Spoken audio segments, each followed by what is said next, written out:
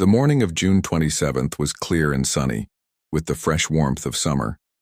The small village had only about 300 people, and as in many rural towns, there was a sense of routine. Today was no different, except for the annual event about to unfold. The villagers began to gather in the town square. It was a day like any other, but with a somber tradition on the horizon. Everyone knew what was coming, but no one dared question it. Mr. Summers, who had been conducting the lottery for years, made sure everything was in place. He had a clear role to perform, and the tradition would proceed as always. The townspeople waited with quiet anxiety. One by one, the heads of households were called.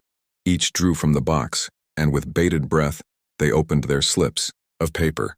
Silence filled the air until one person's fate would be sealed.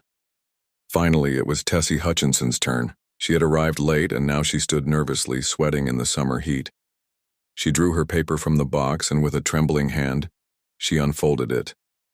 Tessie's hand shook as she opened the paper. A black mark, the mark of doom. She screamed in disbelief. The very ground beneath her feet seemed to give way.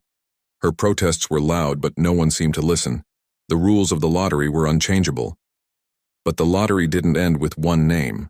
Tessie Hutchinson's family had drawn the paper as well. Now it was her children's turn. Their fate would be sealed in the same grim way. The villagers had already gathered stones, large and small, hidden in their pockets, tucked into their baskets.